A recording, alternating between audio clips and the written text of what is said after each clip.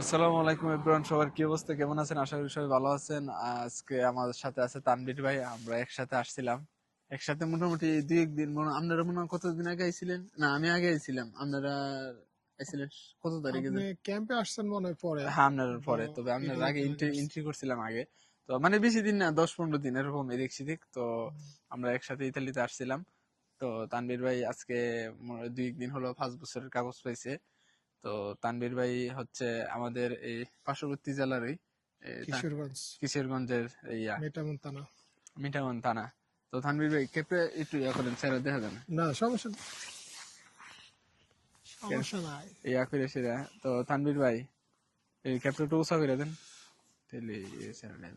তানভীর ভাই, তো আপনার জার্নি সম্পর্কে কিছু কোন, যে কিভাবে কি আইলেন, মানে কত দিন সময় লাগলো আপনার আইতে?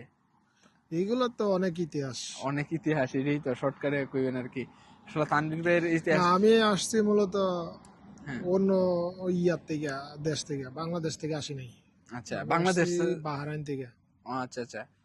আর বাহরাইন থেকে আসতে মনে করেন হুট করেই একজন দালালের সাথে কথা কইছি।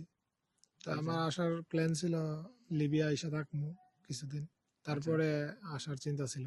আচ্ছা কিন্তু আসার পরে ওই ইয়াতে আর কি কি কয় বেনগাজিতে, আচ্ছা আচ্ছা তো বেনগাজি থেকে ত্রিপুলি আসার প্ল্যান ছিল।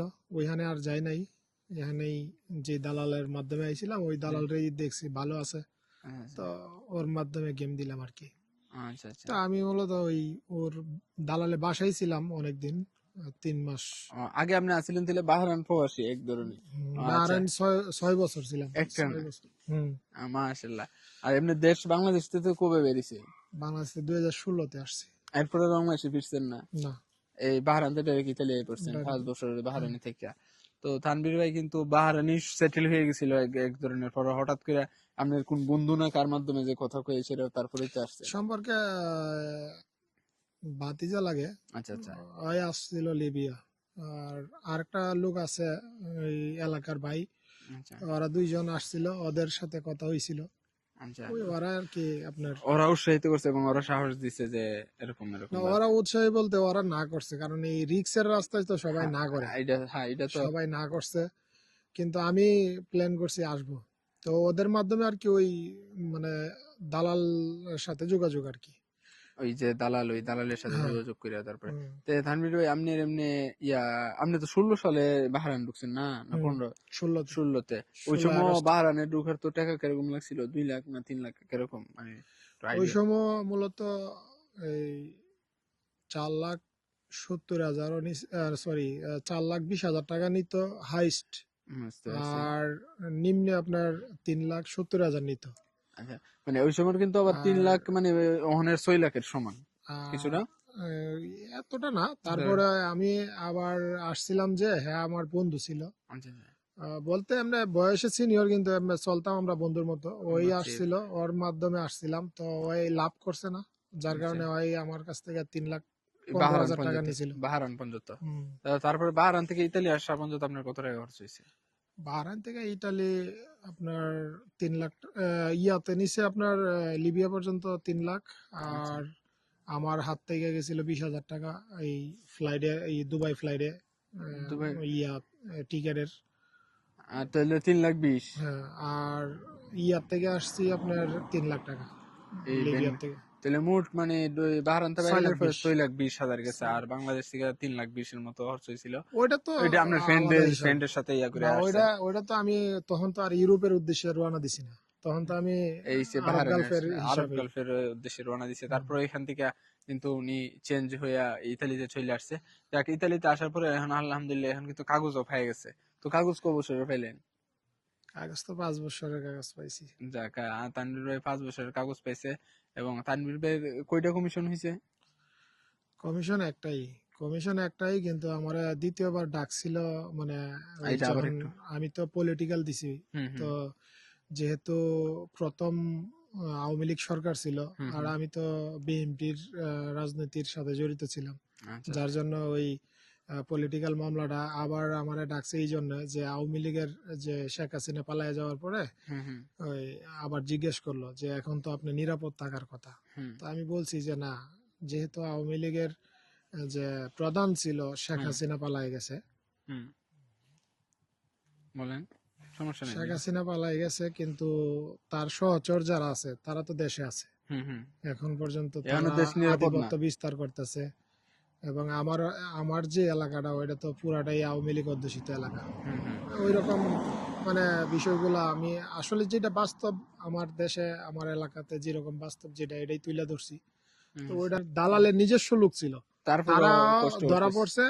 তারপরে ওইখান থেকে ওরা আবার টাকা দিয়ে ছুটাই আনছে লিবিয়ার পুলিশের কাছ থেকে।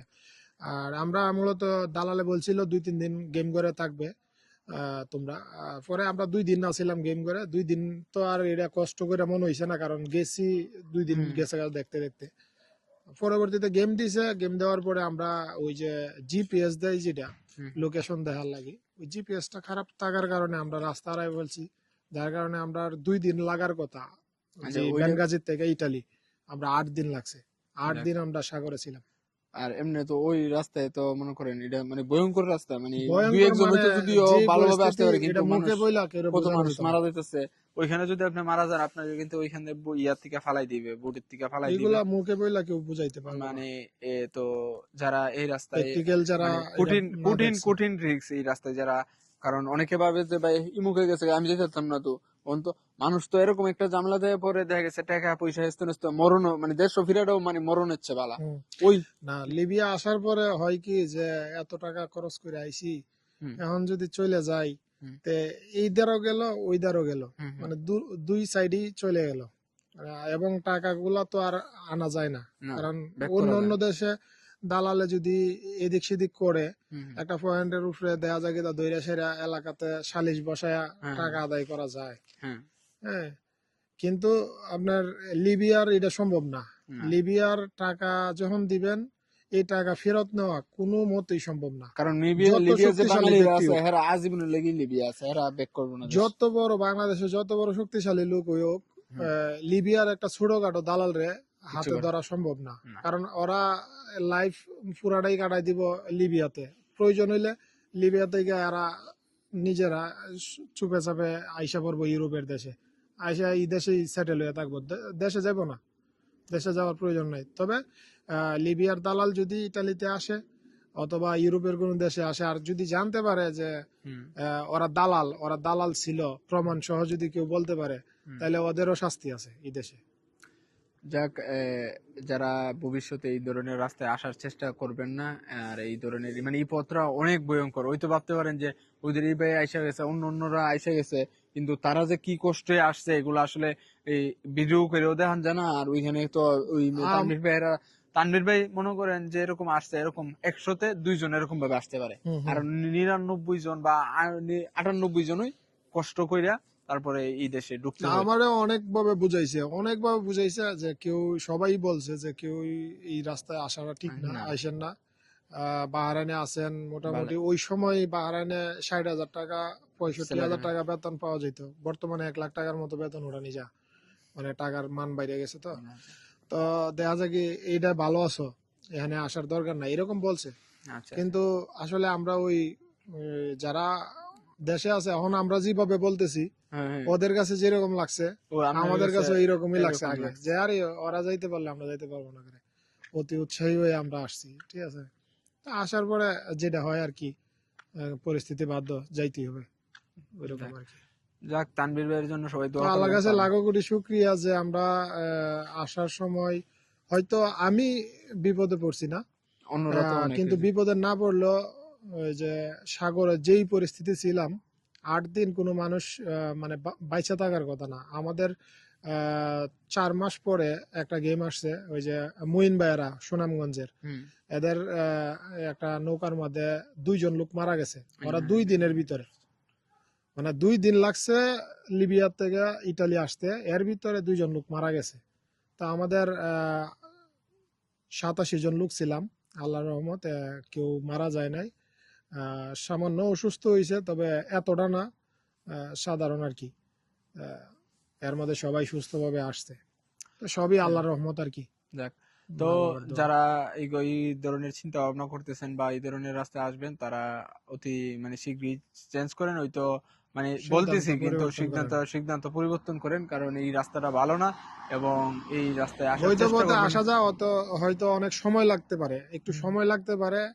ধৈর্য ধরে চেষ্টা করেন, চেষ্টা করলে আসা যাবে এই যে বৈধ তানভীর ভাইয়ের পথে। গল্পটা শুনলেন আপনারা সবাই, তানভীর ভাইয়ের যে জার্নিটা তানভীর ভাই শেয়ার করলো, তানভীর ভাইকে অনেক অনেক ধন্যবাদ। কারণ এরকম ভাবে অনেকে বলে না, কারণ এরকম মানুষ যদি জানতো, এরকম অনেক মানুষ আছে ভাই এরকম ভাবে চেঞ্জ হই, যে আমি চাইছিলাম এরকম ভাবে রাস্তায় যেতাম, এখন আর যাবো না। কারণ অনেকেই আছে এগুলা শেয়ার করে না, কারণ এগুলো আমরা বাঙালিরা যদি বাঙালিরা হেল্প না করি তাহলে চলবো না। কারণ অনেক বাঙালিরা নির্যাতিত, কত বাঙালি ভাই মারা গেছে, এগুলোর তো কোনো আর হদিসই নেই। বর্তমানে তো আপনার এই এই যে কমিশনে কাগজ খুব কম পাইতেছে এই বছর। হম হম। অনেক অনেক এখন কাগজপত্র মানুষের তো নেগেটিভ অফ পাইছে। অফ করে দিছে। তো সবাই ভালো থাকবেন এবং আমাদের একদম পেজ অফ এবং করে চ্যানেল দিছে এমন সাবস্ক্রাইব না, করবেন, বেশি বেশি সাপোর্ট করবেন, মানে কিছু দিতেছে মানে যার যেটা গ্রহণযোগ্য না হয় এই এরকম যে, হ্যাঁ ভালো হ্যাঁ, যদি কোনো কাহিনী না হয়, এলে বা যদি আউট করে দিয়েছে, প্রমাণাদি তাদের বিশ্বাস যোগ্য না হয়, তাহলে আউট দেয় না, আউট এরকমই করে দেয়। বেশিরভাগ। তো সবাই ভালো থাকবেন এ পর্যন্তই। আর আমাদের চ্যানেল এবং পেজটা ফলো দিয়ে পাশে থাকবেন, এবং তানভীর ভাইয়ের জন্য দোয়া করবেন, তানভীর ভাইয়ের জন্য শুভকামনা রইল।